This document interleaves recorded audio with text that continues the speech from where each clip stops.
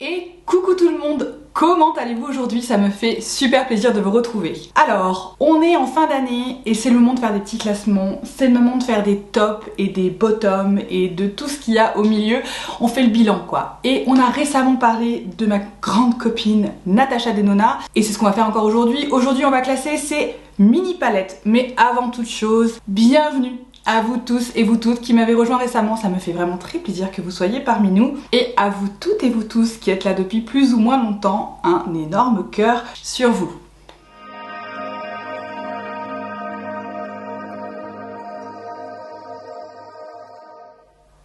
Alors vous avez vu combien il m'a été difficile de classer mes grandes palettes de ma chouchoute Natacha. J'ai une passion pour Natacha, elle et moi on se connaît depuis super longtemps et du coup je peux pas vraiment lui dire du mal d'elle. C'est pas tout à fait vrai. Mais on a classé les grandes palettes et forcément il fallait que je vous classe mes mini. Alors les mini j'en ai quand même moins, je ne les ai pas toutes. J'ai quelques petites mini que je n'ai pas, je crois que j'en ai potentiellement qu'une. Je n'ai pas les palettes de 5, en tout cas je ne vais pas vous classer les palettes de 5 parce que j'en ai pas beaucoup et que je trouve que c'est pas du tout le même concept que les mini. Les palettes de 5 de chez Natacha c'était vraiment en fait des extraits de ces grandes palettes, ça rendait ces grandes palettes un petit peu plus accessibles. C'était ça les palettes de 5 à la base. C'est pas tout à fait pareil que les mini. Les mini c'est un quint ou un quad, ça a la vocation d'être utilisé comme sa propre palette pour faire un look. En tout cas moi c'est comme ça que j'utilise mes quads et mes quints. C'est un look, peut-être deux, mais en disant que c'est un état d'esprit, une harmonie en tête avec un look bien précis à réaliser. Donc on va classer toutes les mini de chez Natacha et j'en ai 12. Vous me direz c'est déjà pas mal. Et c'est comme les grandes. Ça a été très simple pour moi d'aller classer les dernières, très simple de classer les premières. Et au milieu, alors il n'y en a pas beaucoup au milieu, hein, c'est pas comme les grandes, il y en a moins, mais ce n'a pas été facile. Pour la mini, donc classée numéro 12, et là je pense que ça va pas être une surprise. Si vous avez vu ma revue sur cette mini, vous avez vu à quel point j'ai été en fait déçue par la performance.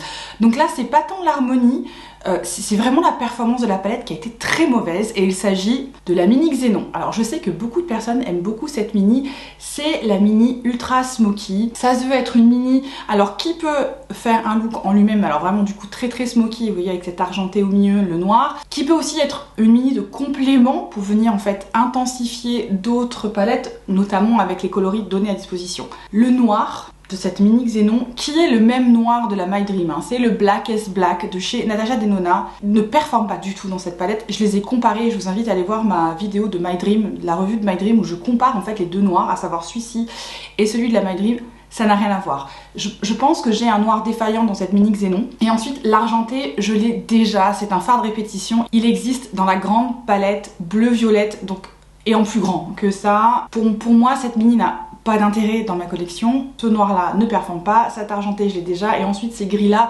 j'en ai d'autres qui performent mieux.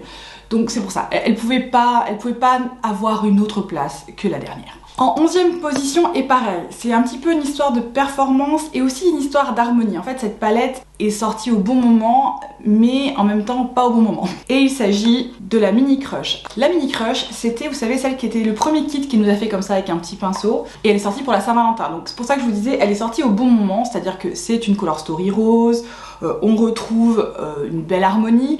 Mais c'est le moment où on avait 43 000 palettes roses qui étaient sorties. Ça chez moi ça fait extrêmement doublon dans ma collection. Donc c'est pour ça que pour moi elle n'est pas sortie au bon moment. Et ensuite au niveau de la qualité des fards de la Mini Crush, c'est pas la meilleure qualité de ces mini. Alors toutes ces mini ne se valent pas. La Mini Xénon c'est peut-être une erreur de fabrication, en tout cas dans la production. Celle-ci, les fards en fait sont un peu secs et notamment en fait je retrouve le problème que j'ai avec les midis, c'est-à-dire que le fard par exemple qui est ici, qui se veut être un topper, il manque un peu. Il manque un peu, il est joli mais il est un peu sec. Il est un peu sec, un petit peu comme dans les midis et c'est pour ça que moi elle est un petit peu décevante pour moi cette Mini Crush. C'est que jusqu'alors, pour moi les mini je retrouvais globalement la qualité des grandes palettes en un tout petit format et c'est ça que j'apprécie beaucoup dans les mini. Celle-ci j'ai l'impression qu'on a à peu près la même chose que dans les midi et ça, du coup ça me va pas. Ça et puis ensuite elle nous a déjà fait une color story rouge rose qu'on verra beaucoup plus tard dans le classement. Du coup celle-ci je pouvais pas la mettre plus haut en fait parce qu'elle fait non seulement doublon dans mes mini, elle fait doublon dans ma collection en général et en plus la qualité est pas la meilleure donc voilà. À la 10e position, et là c'est pas un problème de performance, cette mini performe très bien et il s'agit de la mini bronze. Alors elle est à cette place là tout simplement parce qu'elle fait complètement doublon avec la midi bronze que j'ai, et du coup pour moi, et là c'est très important dans ce classement, c'est par rapport à ce que j'ai moi, hein. Peut-être pour vous qui n'avez pas la midi bronze, celle-ci elle est au top du top parce que vous adorez la color story, ce que je peux tout à fait comprendre, mais moi qui ai la bronze, bah ça fait doublon, ça n'apporte rien de plus à la bronze. J'ai fait d'ailleurs lors de ma revue deux looks en fait, un avec la midi bronze et un avec la mini, et on voit pas la différence. Franchement la différence elle est tellement subtile, il faut être très près, que celle-ci n'a aucun sens pour moi. Alors ça reste par contre une mini de très bonne qualité. Si vous n'avez pas le budget pour une palette midi de Natasha, ce que je peux tout à fait comprendre, ou si vous êtes à la recherche d'un cadeau pour votre chère et tendre et que vous savez qu'elle est hyper intéressée, qu'il ou elle est hyper intéressée par Natasha Denona, et que c'est une color story, une harmonie qui pourrait lui plaire, je vous la conseille parce que par contre la qualité est très bonne et je trouve qu'on a un bel assortiment. On a une majorité de mat et on a un métallisé qui est très bien, et je la conseille pour ça. Par contre moi qui est la bronze, celle-ci clairement alors elle est au-dessus des deux autres parce que la qualité est meilleure je trouve, mais alors par contre elle fait tellement doublon que je peux pas la mettre bien plus haut que ça, quoi. À la 9e place, c'est une mini pour laquelle j'avais beaucoup d'attentes. Et il s'agit de la Mini Star. Alors la Star Palette, c'est une des rares grandes palettes de chez Natasha que je n'ai pas. Et du coup je me suis dit bah, je vais prendre la Mini, j'ai l'impression que c'est une belle représentation de ce qu'est la Star. Et notamment j'ai pris la Mini Star pour ce bleu, c'est cette espèce de bleu un peu canard qui se veut un peu duochrome. Et en fait, je l'ai classée si bas parce que ce bleu m'a vraiment tellement déçue. J'avais tellement d'attentes pour ce bleu. Et je vais vous montrer ce que je veux dire en le swatchant. En fait, on voit pas vraiment bleu.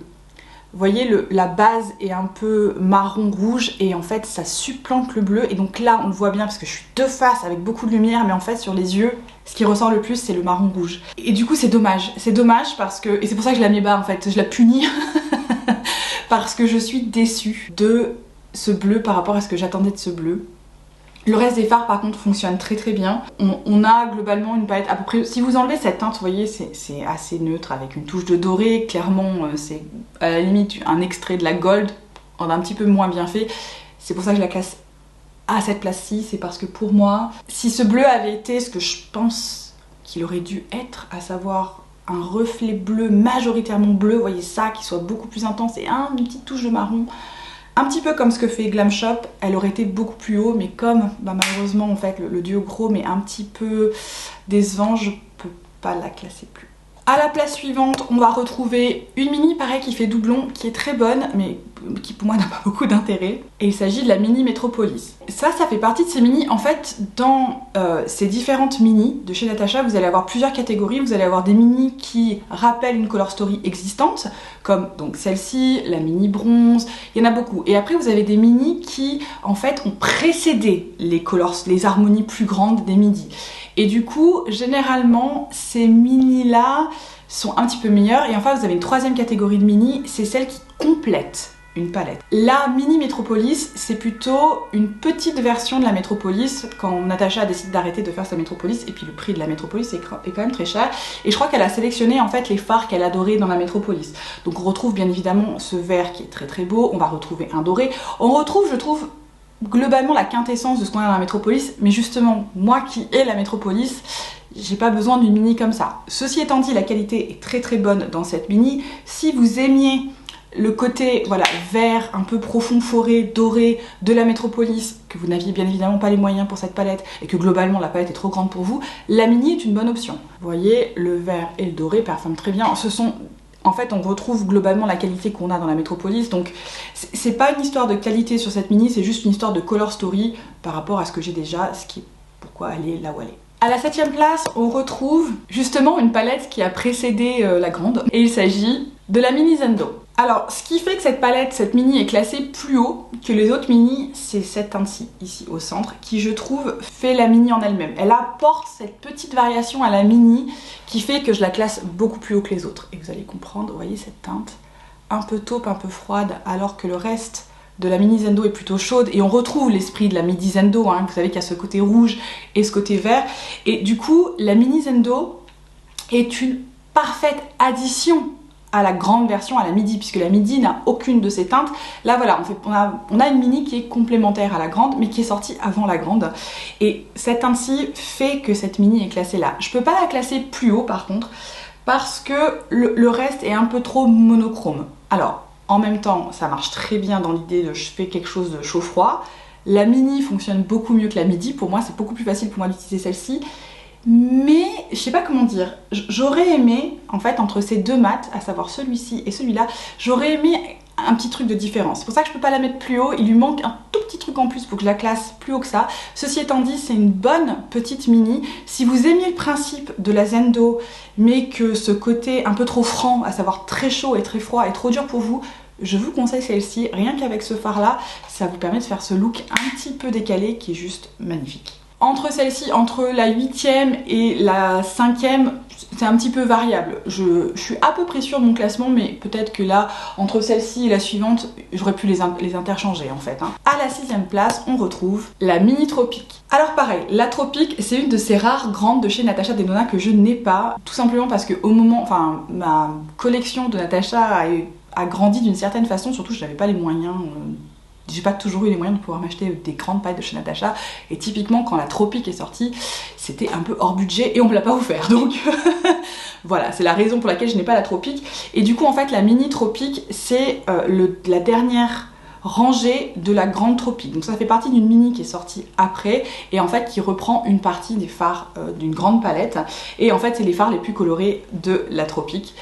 Et j'aime beaucoup cette mini. Alors elle est un peu difficile pour moi à utiliser parce que je suis pas toujours très sûre du look que je vais faire. Vous savez, l'association ce rose et puis après un peu ce vert. Par contre, ce que j'aime beaucoup, c'est que les deux fards les plus foncés, ce sont des crèmes à poudre. Et c'est donc cette formulation qui est intense et en même temps qui peut, on va dire, se travailler en délicatesse. On n'est pas obligé d'avoir toute l'intensité. On peut l'avoir, mais on peut le dégrader, obtenir quelque chose de plus doux. Et surtout, bien évidemment, c'est ce fard-ci qui pour moi fait que cette palette est classée aussi haut. J'adore cette espèce de bleu turquoise, notamment l'été. Ce qui fait aussi que cette mini est là où elle est, c'est parce que bon, en ce moment, c'est pas trop la color story, pas trop du moment, mais moi j'adore cette couleur-ci.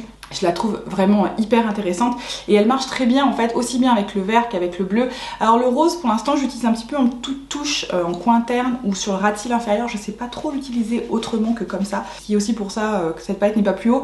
Après c'est pas la mini la plus simple à utiliser et c'est celle en termes de formulation, c'est pas la plus simple. Donc si vous êtes un peu nouveau à Natasha Denona, je ne vous conseille pas de commencer par celle-ci parce que c'est peut-être celle qui demande le plus de savoir-faire à utiliser. À la 5e place, ça y est, on est dans le top 5, on va retrouver la Mini Glam. La Mini Glam est sortie avant la Mini Glam et je trouve que du coup c'est un bon complément à ce qu'on retrouve dans la midi. On n'a pas de doublon en fait entre celle-ci et la grande sœur. C'est pas, vous voyez, c'est pas un extrait, hein, c'est plutôt elle est arrivée avant et elle complète. C'est une mini très facile. Ce que je préfère dans la Mini Glam et que je reproche à la Mini Glam, c'est que là on est un petit peu plus neutre qu'on est froid. Et du coup ça me convient beaucoup mieux. On a un très beau métallisé par contre qui est fragile, vous voyez le mien est déjà abîmé. J'ai pas mal voyagé avec, je suis partie en Norvège avec et ça voyage pas très bien les mini. Quand je les prends maintenant je suis très vigilante à bien les caser pour pas qu'elles bougent. Parce qu'en fait les fards qui sont à l'intérieur, en tout cas celles qui ont cette formulation là, les fards sont quand même fragiles. Et c'est vrai que celle-ci voilà, c'est une mini facile. Vous pouvez faire des looks hyper rapides, hyper pro, en rien de temps. C'est pour ça qu'elle est dans le top 5. Je peux pas la mettre beaucoup plus haut parce qu'on n'a pas une versatilité, on n'a pas quelque chose d'unique dans cette palette, mais elle fait le taf et elle mérite sa place. À la 4e place, on retrouve la Mini Biba. Alors dans ma revue, je pense que j'avais dit que bon, c'était... je pense que j'avais dit que j'étais agréablement surprise ou pas, je me rappelle pas. Corrigez-moi moi-même si vous avez vu la vidéo plus récemment que moi. En fait, la Mini Biba est un bon complément à la Biba. Ce n'est pas un extrait, c'est une mini complémentaire. Elle est sortie après la Biba, bien après. Et je trouve qu'on retrouve un bon complément vers le chaud de ce que propose la Biba, qui a tendance à être plutôt neutre, voire un peu froide. Et surtout, on a un métallisé qui, lui, est de cette formulation que moi j'adore et qu'on n'a pas dans la Biba. Dans la Biba, c'est plutôt des satinés. Et qui fait que cette mini arrive aussi haut maintenant, c'est parce qu'en fait, je me suis rendu compte que ce métallisé est très flatteur. il marche très très bien dans plein de situations. Pareil, ça c'est une mini que j'ai amenée avec moi en voyage d'affaires parce que ça fait un look pro facilement, sans se poser de questions. Je l'ai bien calée, donc elle a bien voyagé. Je trouve qu'on a un beau gradient, une belle profondeur. On a quand même un crème à poudre ici si on veut travailler avec cette texture qui donne en fait une texture un petit peu plus floutante que ces mats, qui fonctionnent du coup très très bien en version pro. Donc si vous étiez à la recherche pour un cadeau ou pour vous-même hein, d'une palette un petit peu passe-partout qui permet de faire des looks soit en mat, soit avec une touche d'irissé, soit un petit peu plus smoky, je vous la conseille. Elle est hyper complète et en fait elle est très bien exécutée. On arrive dans mon top 3. Je m'étais dit, je pensais que ce serait un petit peu comme mes grandes. En fait non, avec mes mini, je suis un petit peu plus sûre de mon top 3. Là typiquement mon top 1 c'est mon top 1, je le changerai absolument pas. Même dans quelques mois je pense que ça resterait mon top 1. Peut-être entre 2 et 3, peut-être interchangeable, là c'est peut-être une question de saison et encore. Et à la 3e place on va retrouver la Mini Love. Je vous vois en commentaire en train de me dire que, mais attends, 2 secondes. Tu viens de nous dire que du rose et tout t'en avais partout, que ça faisait doublon. Alors oui, complètement. Mais il y a quelque chose dans cette color story, et notamment vous vous doutez bien que c'est le fard qui est ici, qui fait que cette palette est aussi haut. Il y a deux choses qui font que cette mini soit aussi haute. La première c'est que on a typiquement le gradient que moi j'adore, c'est-à-dire qu'on va aller du plus clair au plus foncé avec des textures différentes, à savoir que le clair c'est plutôt un satiné, le plus foncé c'est un mat, on n'a pas de crème à poudre, on a deux métallisés qui sont quand même bien, enfin deux satinés, c'est pas vraiment des métallisés qui sont bien différents pour construire un look bien construit. Pour construire un look bien construit, ça fait beaucoup de construction tout ça. Bref, et ça c'est la petite touche qui fait que cette mini soit aussi haut. C'est un espèce de duochrome un petit peu métallisé qui fait toute la palette. Il est absolument magnifique. En fait, il envoie assez de lumière et en même temps, alors on voit pas bien la caméra, en fait il a un côté un peu pêche. On voit surtout le rose à la caméra, mais en fait il a un côté un petit peu pêche. Il est un petit peu perlescent, vous savez, on a des espèces de petites paillettes, mais c'est pas des paillettes. J'ai été vendue. Quand j'ai vu la Mini Love, alors déjà c'est un bon complément à la Love, hein. On n'a pas d'extrait, c'est pas un extrait, c'est complémentaire, très bien exécuté, j'adore. En plus moi c'est des color story que j'aime beaucoup, donc forcément ça va aller plutôt vers le haut, mais celle-là elle est très très bien exécutée, la qualité est au top, c'est pour ça qu'elle est numéro 3. Si vous me connaissez, vous devez savoir ce qui est à la numéro 2 ou à la numéro 1, en tout cas vous devez avoir un doute, n'hésitez pas à mettre pause pour essayer de deviner quel est mon top 1. À la 2e place, on va retrouver la Mini Rétro. J'en parle en long, en large et en travers, et je sais que c'est une color story qui est, enfin, je viens de vous dire oui, un super beau gradient, il n'y a pas un gradient de fou dans la Mini Rétro, mais ces deux teintes-ci, en fait la combinaison de ces verts avec de ces roses qui sont juste du bon sous-ton, qui ont juste, on va dire, l'harmonie parfaite entre c'est neutre mais pas complètement, c'est froid mais pas complètement, ça fait... C'est parfait, on est au juste milieu parfait pour que ça fonctionne. Je suis jamais déçue des looks que je peux faire avec ces mini. Comme on a un côté un peu vert, un côté un peu rose, en fait ça me permet de faire plusieurs looks, alors que généralement le mini j'ai plutôt un look en tête. Celle-ci au contraire j'ai toujours plusieurs looks en tête. Je sais que je peux varier les plaisirs avec juste une petite palette comme ça. Et les deux fards cristaux un petit peu métallisés de la Mini Rétro font qu'elle est si haute pour moi. Je veux dire... Regardez-moi ça. Cette teinte-ci là, elle est translucente, ce qui fait que par exemple si vous utilisez le vert mat de la Mini Rétro et que vous superposez avec ça, elle apporte une petite touche de lumière délicate mais en même temps scintillante et qui fonctionne tellement bien.